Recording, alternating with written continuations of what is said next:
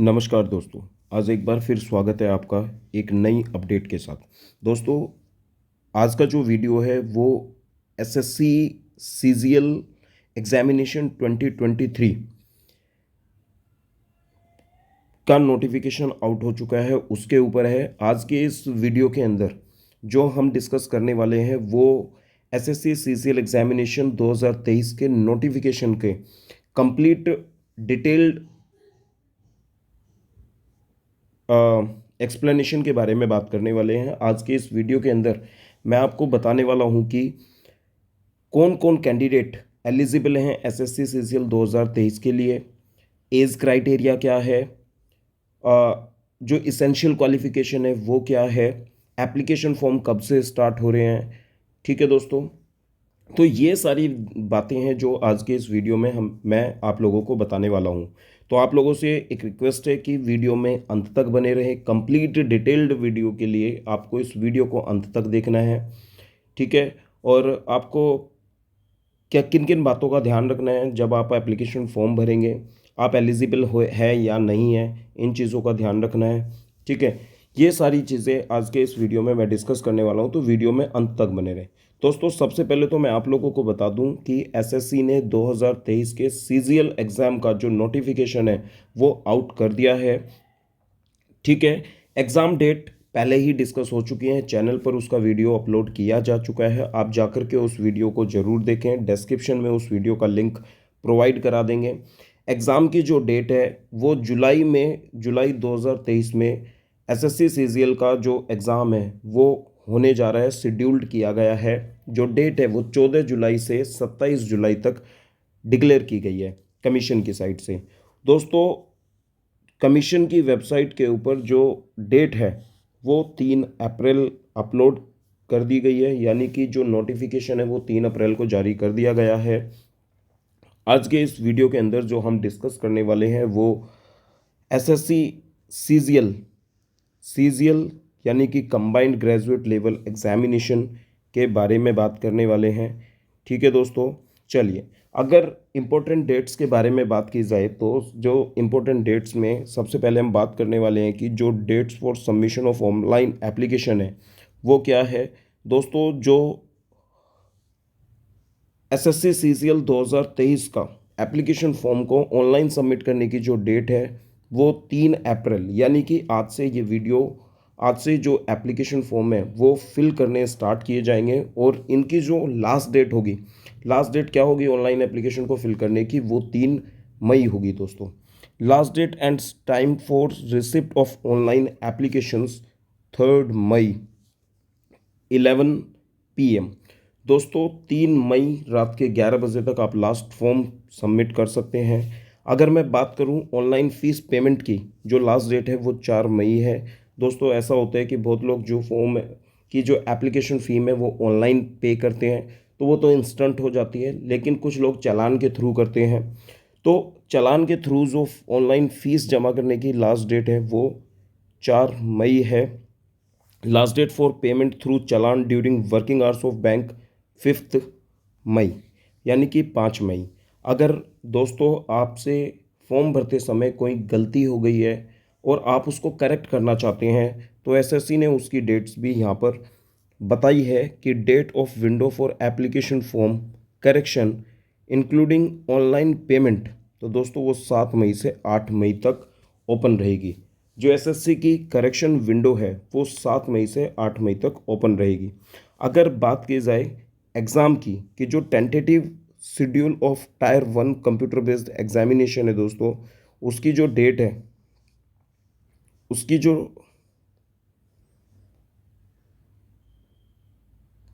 उसकी जो डेट है वो जुलाई 2023 में, और मैंने ये आप लोगों को बता दिया कि कब ये एग्ज़ाम होने वाला है।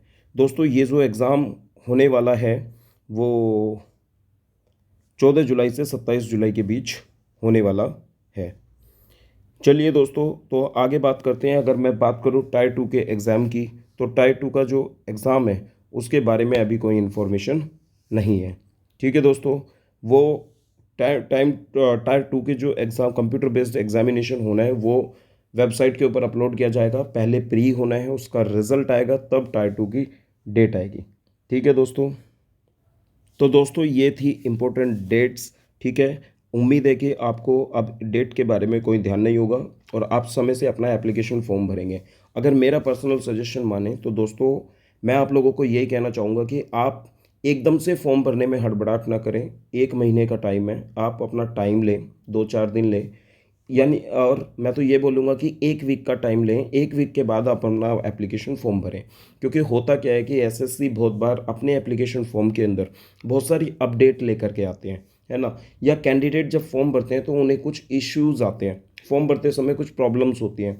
तो जब एसएससी को इन इश्यूज़ के बारे में पता लगता है तो वो इन चीज़ों को करेक्ट करते हैं। तो इसीलिए मैं आपको बोलूँगा ताकि आपका फॉर्म में कोई गलती ना हो, है ना। तो आप क्या करें, आप अपने एप्लीकेशन फॉर्म को 1 हफ्ते के बाद भरें। उस समय सर्वर क्या होता है, नॉर्मल काम कर रहा होता है, क्योंकि जब एकदम से एप्लीकेशन फॉर्म आता है तो लोग एकदम से फॉर्म भरने की कोशिश करते हैं और फिर एंड में भी दिक्कत रहती है, सर्वर बिजी आता है। तो आपसे यही सजेशन है आप लोगों के लिए कि आप लोग अपना फॉर्म जो है 1 वीक के बाद भरें तो स्मूथली आपका फॉर्म भरा जाएगा। और आप लोगों को कोई भी अगर अपडेट होनी होगी तो आपको इस चैनल पर भी बता दी जाएगी और आपको पता भी लग जाएगा। ठीक है दोस्तों, उम्मीद है कि आपको ये जितनी भी इंपॉर्टेंट डेट्स हैं आप इनका ध्यान रखेंगे और टाइम से अपने एप्लीकेशन फॉर्म को फिल करेंगे। दोस्तों आगे बढ़ते हैं। इस एप्लीकेशन फॉर्म के अंदर अगर मैं पोस्ट की बात करूं, दोस्तों एसएससी यानी कि स्टाफ सिलेक्शन कमीशन ने CGL examination 2023 combined graduate level examination 2023 के एप्लीकेशन फॉर्म जो कि ग्रुप बी और ग्रुप सी की पोस्ट के लिए क्या किए जा रहे हैं, फिल किए जा रहे हैं डिफरेंट डिफरेंट मिनिस्ट्रीज, डिपार्टमेंट्स और organisation of government of India के अंदर। ठीक है, उनके लिए इन्होंने क्या कर दिया है, नोटिफिकेशन जारी कर दिया है। जो डिटेल्स हैं एग्जामिनेशन की वो नीचे इस तरह से हैं। अगर मैं डिटेल्स ऑफ पोस्ट की बात करूं तो following are the likely post that will be filled up through this examination. नीचे जो है दोस्तों, नीचे पोस्ट दी गई हैं कि कौन कौन सी पोस्ट के लिए जो सीजीएल एग्जामिनेशन 2023 होने वाला है। जैसे बात करें कि जैसे मैं बात करूं कि असिस्टेंट ऑडिट ऑफिसर हो गई, किसमें Indian audit and accounts department of under CAG के थ्रू हो गया। ये ग्रुप डी की पोस्ट है, 18 से 30 साल इसकी एज लिमिट है। असिस्टेंट अकाउंटेंट ऑफिसर एएओ की पोस्ट हो गई, इसकी भी जो एज लिमिट है वो 18 से 30 ईयर्स है। ये भी सेम डिपार्टमेंट के अंदर कैग के अंदर है। अगर दोस्तों ये डिफरेंट डिफरेंट लेवल के हिसाब से होती है। अगर जैसे मैं बात करूं कि ये पे लेवल 8 की जॉब है, ठीक है, और अगला जो लेवल है वो 7 है। इसमें जो अलग अलग जो पोस्ट हैं वो जैसे कि मान लो कि दोस्तों जैसे कि बात की जाए असिस्टेंट सेक्शन ऑफिसर हो गया, सीएसएस में सेंट्रल सेक्रेटेरिएट सर्विसेज में ग्रुप बी की है, 20 से 30 ईयर्स इसकी एज लिमिट है। असिस्टेंट सेक्शन ऑफिसर किस में, intelligence bureau, ministry of railways, assistant section officer in ministry of external affair, AF इसका एयरफोर्स हेडक्वार्टर। ठीक है दोस्तों, तो इनकी जो एज लिमिट है वो 20 से 30 है। तो आप जैसा कि यहाँ पर देख सकते हो दोस्तों कि अलग अलग जो जॉब हैं अलग अलग पोस्ट के लिए, इंस्पेक्टर पोस्ट के लिए सीबीडीटी में हो गया inspector of income tax, inspector of central excise हो गया सीबीईसी के अंदर। इसकी भी जो एज लिमिट है वो 18 से 30 ईयर्स है। तो बहुत सारे वेरियस डिपार्टमेंट यहाँ पर दे रखे हैं। ठीक है दोस्तों, उम्मीद है कि आप ये नोटिफिकेशन जो है आप लोगों को शेयर कर दिया जाएगा और आपको कमीशन की वेबसाइट से भी आप इसको डाउनलोड कर सकते हैं या sarkariresult.com पे भी आप जा करके वहाँ से एसएससी के उसमें से डाउनलोड कर लेंगे। दोस्तों यहाँ पर जो कुछ कुछ पोस्ट दी गई हैं ये लेवल 6 की हैं। ठीक है, ये जो पोस्ट दी गई है यहाँ पे ये लेवल 6 की पोस्ट दी गई है। यहाँ पर assistant section officer, executive assistant, research assistant, divisional accountant, sub inspector intelligence officer, JSO यानी कि जूनियर स्टैटिस्टिकल ऑफिसर। ठीक है दोस्तों, और इनकी एज लिमिट यहाँ पर ये सब दी गई है। दोस्तों आगे बढ़ते हैं। पे लेवल 5 की जो जॉब है वो यहाँ पर दी गई है। ठीक है, ये ग्रुप सी की जॉब है सारी की सारी। लेवल 4 हो गया, ये सब क्लर्क वगैरह, टैक्स असिस्टेंट, सब इंस्पेक्टर, ये सब जो है ग्रुप सी की जॉब है। दोस्तों और क्या ध्यान रखना है जब आप एप्लीकेशन फॉर्म भरेंगे, मैंने बताया कि आपको ना जब भी एप्लीकेशन फॉर्म भरोगे, आप जब भी भरेंगे तो आपको इस चीज़ का बहुत ध्यान रखना है। दोस्तों अगर मैं बात करूं किसके बारे में? जैसे अगर हम बात करें वैकेंसीज एंड रिजर्वेशन के बारे में, तो दोस्तों वैकेंसीज एंड रिजर्वेशन के केस में अगर मैं टोटल नंबर ऑफ सीट्स की बात करूं तो आप यहां पर देख सकते हैं कि देर आर अप्रोक्स 7500 वैकेंसीज। दोस्तों वैसे तो इन्होंने नंबर ऑफ पोस्ट को डिस्क्लोज नहीं किया है, लेकिन इन्होंने यहाँ पे अप्रोक्स 7500, आप देखोगे ना, जैसे यहाँ पे 7500 लिखा है, तो कभी भी पोस्ट ना एक इस तरह के 100 के मल्टीपल्स में नहीं हो सकती हैं, लेकिन ऐसा नहीं है। वो मान लो ऐसे हो सकती हैं 7368 हो गई, है ना, मान लो 15420 हो गई, ऐसे हो सकती हैं, लेकिन यहाँ पे जो 7500 लिखे, इसीलिए इन्होंने क्या किया है, अप्रोक्स वर्ड यहाँ पर लगा दिया। अब ये जो नंबर ऑफ पोस्ट होंगी कम से कम मे बी हो सकता है 75 का डबल हो।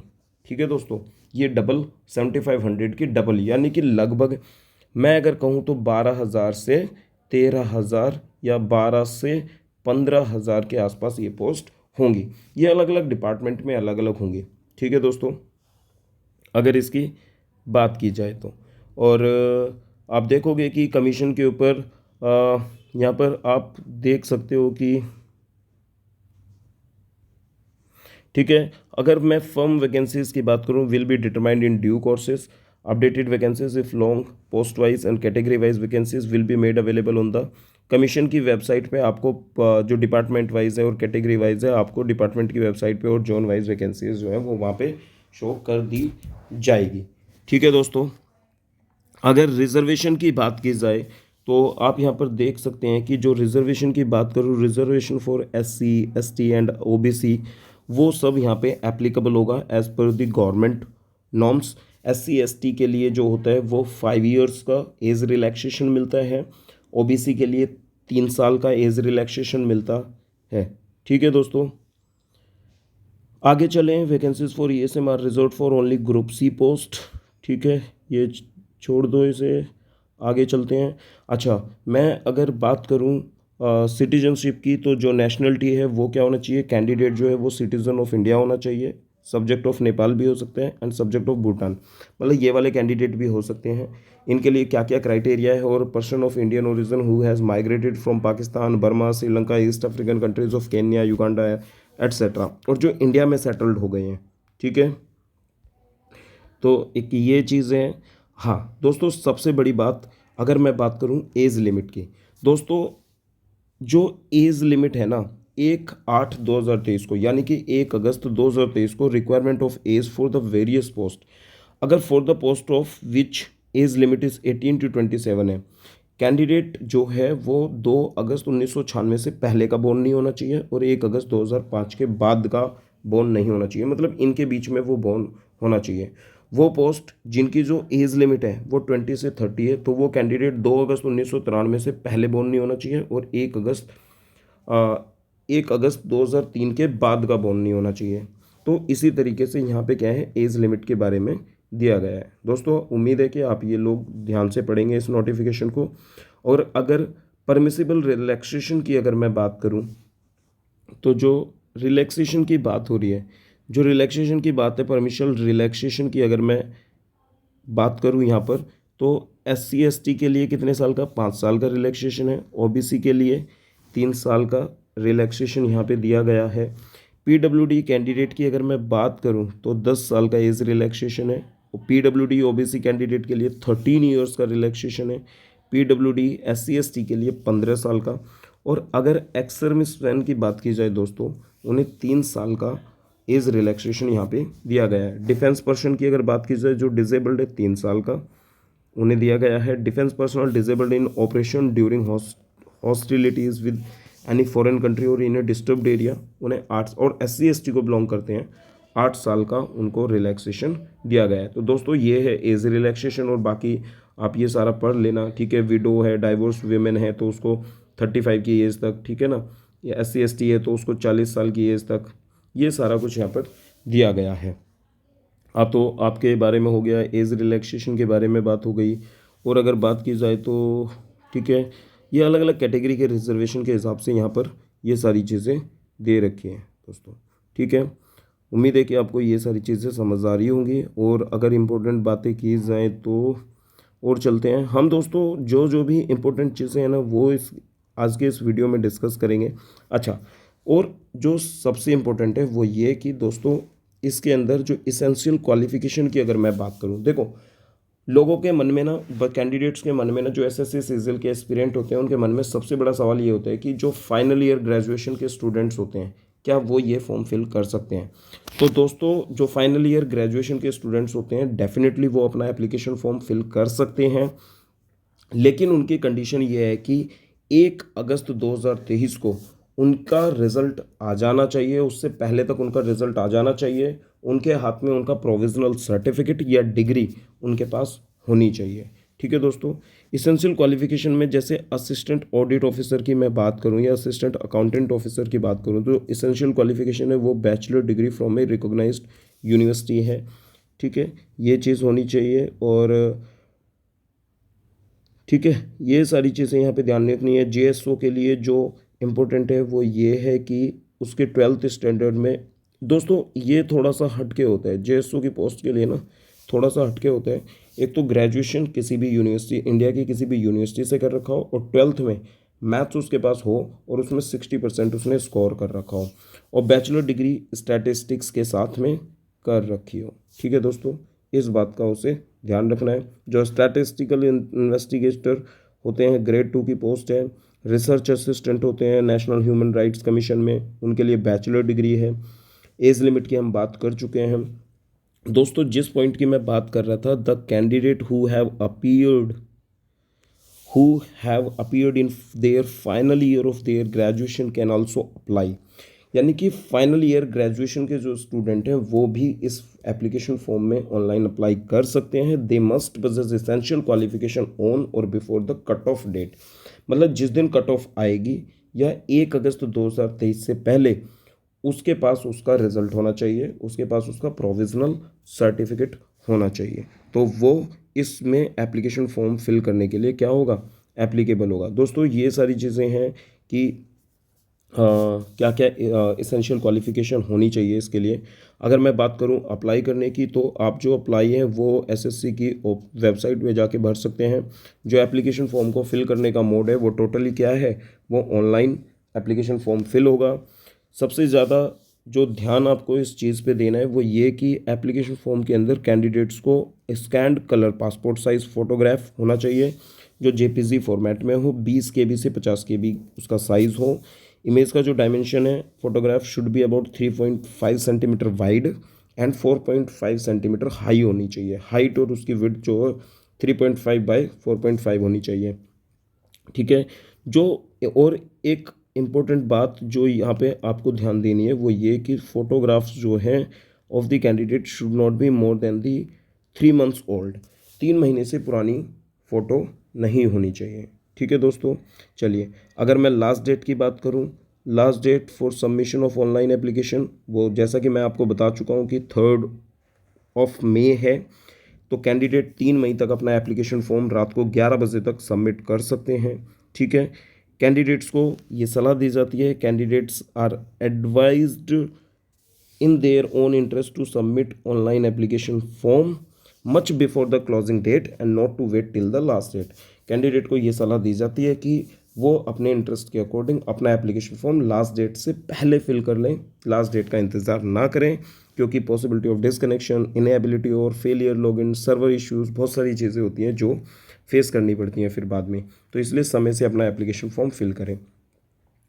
दोस्तों सबसे ज़्यादा ज़रूरी चीज़ कि फॉर्म की जो एप्लीकेशन फ़ीस है वो क्या होने वाली है। दोस्तों अगर फॉर्म की एप्लीकेशन फ़ीस के बारे में बात की जाए, इसकी जो एप्लीकेशन फ़ीस है वो 100 रुपीज़ पे करनी है। वुमेन किसी भी कैस्ट का, किसी भी ऑल कैटेगरी वीमेन जो हैं, SC ST, ठीक है, PWBD कैंडिडेट जो हैं उनको फ़ीस से एग्जाम्प्टेड रखा गया है, उनको कोई फ़ीस पे नहीं करनी है। जो फीस है ऑनलाइन मोड में Bhim UPI, net banking, credit card, debit card इनके थ्रू पे की जा सकती है।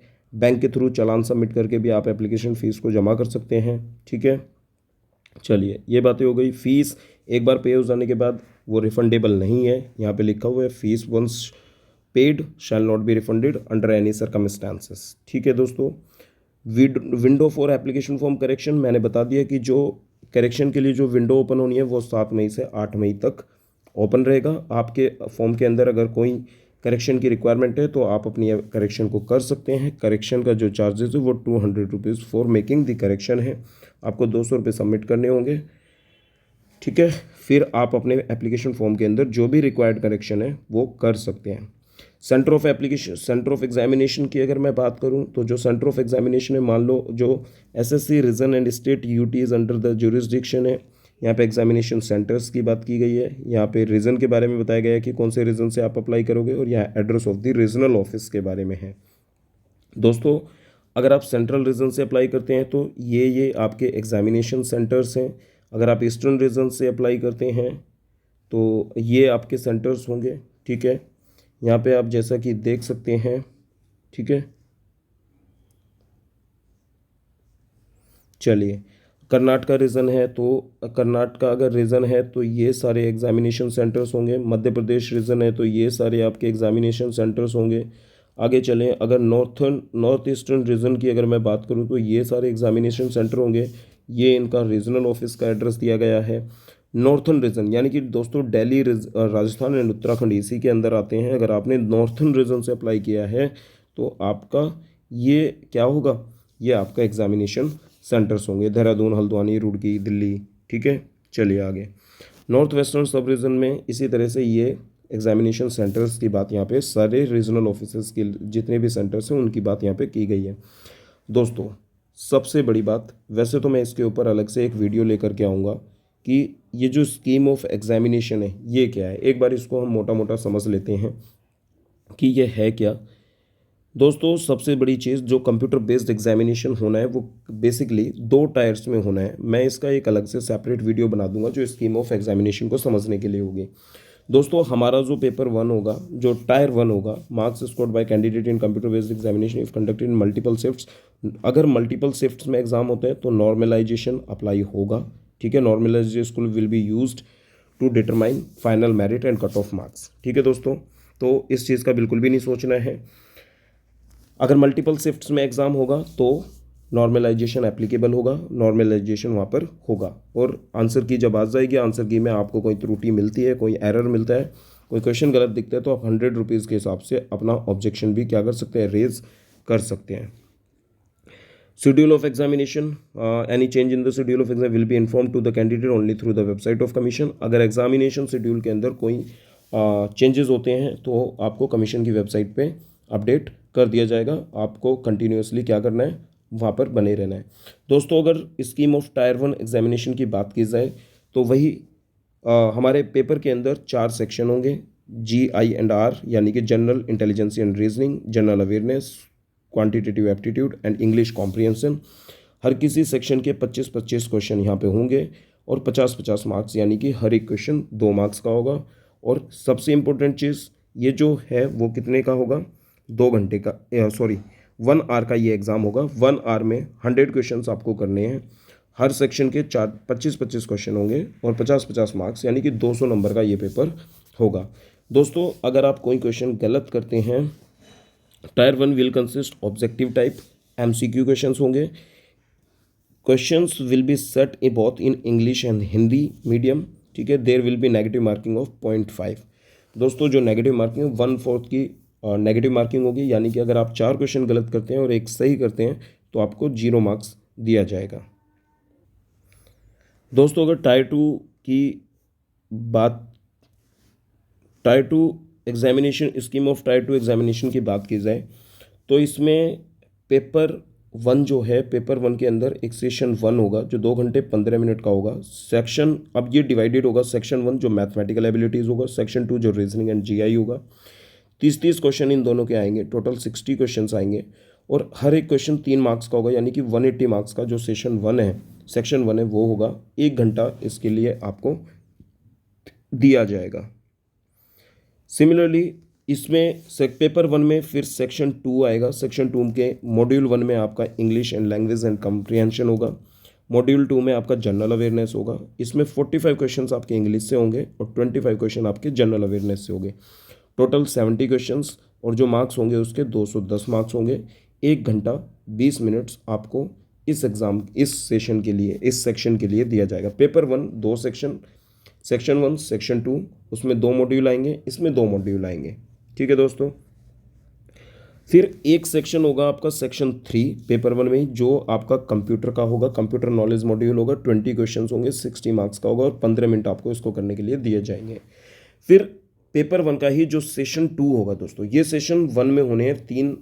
सेशन 2 जो होगा वो आपका data entry and speed test module होगा। इसमें आपको एक टास्क दिया जाएगा, 2000 कीवर्ड्स दिए जाएंगे, वो आपको टाइप करने हैं 15 मिनट्स में।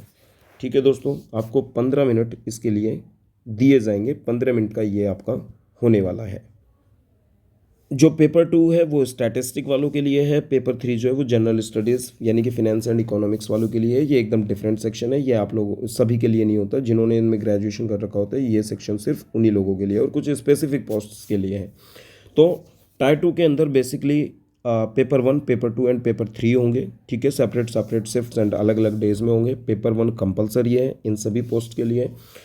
ठीक है, paper 2 will be only those candidate who apply for the post of junior JSO in the ministry of statistic and programme implementation. ठीक है, आपको इन चीज़ों का ध्यान रखना है। पेपर 1 जो है उसमें सेक्शन 1, सेक्शन 2, सेक्शन 3 होंगे। मैंने बता दिया, हर एक मॉड्यूल आपके बारे में डिस्कस कर दिया। जो paper 1 will be conducted in 2 session, session 1 and session 2 on the same day, यानी कि एक ही दिन में आपका जो दोनों एग्ज़ाम है वो होने वाले हैं। दोनों सेशंस होंगे एक ही दिन में। ठीक है, सेशन 1 के अंदर सेक्शन 1, सेक्शन 2, सेक्शन मॉड्यूल 1 फिर ऑफ सेक्शन 3 ये सब होगा। ठीक है, टाइम मैंने बता दिया total. It will be mandatory for candidates to qualify all the section. दोस्तों सबसे इंपॉर्टेंट बात, कैंडिडेट्स के लिए सभी सेक्शंस को क्वालिफाई करना बहुत ज़रूरी है। तो ये सारी चीज़ें हैं दोस्तों। एक complete detailed explanation video of scheme of examination मैं आप लोगों के लिए लेकर के आ जाऊंगा। जो मॉड्यूल 2 है ऑफ सेक्शन 3 का, जो मॉड्यूल 2 है ऑफ पेपर 1 में डेटा एंट्री स्पीड टेस्ट, दोस्तों उसके अंदर आपको 15 मिनट का वो होना है। उसमें 2000 की स्ट्रोक्स आपको प्रेस करने हैं। Data entry speed test check करने के लिए test will be conducted for a passage of 2000 keywords की depression for a duration of 15 minutes. 15 minutes. ठीक है दोस्तों, तो DEST पोस्ट जितनी भी हैं उनके लिए ये एकदम मैंडेटरी है, वो क्लियर करना ही करना ज़रूरी है। ठीक है दोस्तों, तो ये सारी चीज़ें थी। अगर मैं इंडिकेटिव सिलेबस की बात करूं तो यहाँ पे ये पूरा क्या किया गया है सिलेबस के बारे में। टायर 1 के लिए जनरल इंटेलिजेंसी हो गया, ये सारा सिलेबस यहाँ पे डिस्कस किया गया है। एक अलग से वीडियो हम सिलेबस के लिए भी बना लेंगे। क्वांटिटेटिव एप्टीट्यूड, जनरल अवेयरनेस, ठीक है, इंग्लिश कॉम्प्रीहेंशन, ठीक है, questions part A, B, D ये सब हो गया। ठीक है, टायर 2 के लिए सिलेबस जो होने वाला है मैथमेटिकल का, कौन कौन से चैप्टर्स हैं ये सब मॉड्यूल 2 हो गया। ठीक है दोस्तों, ये सारी चीज़ें, इंग्लिश का कंप्यूटर बेसिक्स क्या है, software, working with internet and emails, ये सारी चीज़ें दोस्तों यहाँ पर है। ठीक है दोस्तों, उम्मीद है कि ये सारी चीज़ें क्लियर हुई होंगी। आपको क्या डॉक्यूमेंट्स अपलोड करने हैं, क्या क्या करना है, कैसे करना है, ये सारी चीज़ें यहाँ पर बताई गई हैं। कितना कितना % रिजर्वेशन, मोड ऑफ सिलेक्शन क्या होगा, ठीक है, कितना % आपको क्वालिफाई करना है, ये सारी चीज़ें इस नोटिफिकेशन के अंदर दी गई हैं। दोस्तों उम्मीद है कि आपको इस वीडियो के अंदर जो जो भी मेन चीज़ थी, चाहे वो इंपॉर्टेंट डेट्स के बारे में हो, फाइनल ईयर कैंडिडेट अप्लाई कर सकते हैं या नहीं कर सकते हैं, एज लिमिट क्या होनी चाहिए, एज रिलैक्सेशन किस कैटेगरी के लिए कितना है, ठीक है, और एज लिमिट क्या होगी, ठीक है, किस पोस्ट के लिए कौन अप्लाई कर सकता है, स्कीम ऑफ एग्जामिनेशन, आज के इस वीडियो में हमने ये सारे पॉइंट डिस्कस किए हैं। उम्मीद है कि आपको ये वीडियो समझ आया होगा। दोस्तों अगर आपका कोई डाउट है तो हमें कमेंट सेक्शन में कमेंट करके ज़रूर बताएं। आपको डेमो एप्लीकेशन फॉर्म भी इसके अंदर दिया गया है, मॉड्यूल दिया गया है फिल करके, ठीक है। उम्मीद है कि आपको ये फॉर्म वो है जो फॉर्म फिल करना है, कौन कौन सी डिटेल आपको करनी है, रजिस्ट्रेशन प्रोसेस भी और एप्लीकेशन फॉर्म को फिल करना, ये सारा एक सैम्पल जो है यहाँ पे दिया गया है। फ़ोटो आपकी बताई गई है कि आपका जो एक्सेप्टेबल फ़ोटो का फॉर्मेट होगा वो ये होगा और 3 महीने से पुरानी फ़ोटो नहीं होनी चाहिए। दोस्तों इस चीज़ का आपको ध्यान रखना है, ऐसा कुछ भी ना हो, फ़ोटो एक्स्ट्रा कलर नहीं होना चाहिए, टू क्लोज नहीं होनी चाहिए, विद हैट कैप और गोगल्स के साथ में आपकी फ़ोटो नहीं होनी चाहिए, बहुत डार्क नहीं होना चाहिए, गोगल्स के साथ में नहीं होनी चाहिए। तो इन चीज़ों का आपको ध्यान रखना है, बहुत छोटा स्मॉल साइज़ ना हो, इन सब चीज़ों का आप उम्मीद है कि ध्यान रखेंगे। तो दोस्तों आज के वीडियो में बस इतना ही। उम्मीद है कि आपको ये वीडियो समझ आया होगा और आप इस नोटिफिकेशन को डिटेल सुने, वीडियो को ज़्यादा से ज़्यादा शेयर करें ताकि दूसरे लोगों की भी हेल्प हो सके। अगर अब भी आपका कोई डाउट है तो आप हमें कमेंट में अपने डाउट ज़रूर पूछें, चैनल पे बने रहें। और दोस्तों जितनी हेल्प हो सकेगी हम एसएससी सीजीएल के आपकी प्रिपरेशन के लिए वीडियोस अपलोड भी करेंगे, जीके के वीडियोस अपलोड करेंगे आप लोगों के लिए, ठीक है। और आप लोगों को जब टायर 2 होगा तो उसके कंप्यूटर के वीडियो भी अपलोड किए जाएंगे। और जितना हो सकेगा दोस्तों उतना स्टफ मटेरियल प्रिपरेशन के लिए मॉड्यूल, प्रीवियस ईयर क्वेश्चंस आप लोगों को मुहैया कराए जाएंगे। तो आप बस हमारे चैनल पे बने रहें, जुड़े रहें हमारे चैनल के साथ, और इस वीडियो को ज़्यादा से ज़्यादा शेयर करें और इस वीडियो को अंत तक देखें, तभी दोस्तों आपको एक एक चीज़ के बारे में पता चलेगा। कोई भी डाउट है, नया डाउट है, कुछ समझ नहीं आ रहा है तो आप ज़रूर हमसे कमेंट करके पूछें, ठीक है दोस्तों। चलिए फिर बने रहिए हमारे चैनल के साथ इसी तरह से, और इन्जॉय करते रहिए और अपनी प्रिपरेशन में लगे रहिए। एसएससी ने बैक टू बैक बहुत सारे रिजल्ट एक साथ डिक्लेयर किए हैं, और 2023 का नोटिफिकेशन भी आ गया, और एग्ज़ाम डेट भी पहले से ही मतलब उन्होंने शेड्यूल कर दिया है एग्ज़ाम की। जुलाई मंथ में एग्ज़ाम होने वाला है 14 से 27 जुलाई तक। तो अपनी प्रिपरेशन में लग जाइए, हार्ड वर्क करते रहिए दोस्तों। और हार्ड वर्क जो करना है वो स्मार्टनेस के साथ करना है, smart work with hard work, ये दोनों एक साथ चलना है, ठीक है, तभी हो पाएगा। तो ठीक है दोस्तों, वीडियो बहुत लंबा हो गया, वीडियो को यहीं पे ख़त्म करते हैं। एंड जय हिंद दोस्तों, all the best, and I hope your preparation is going well. जय हिंद दोस्तों।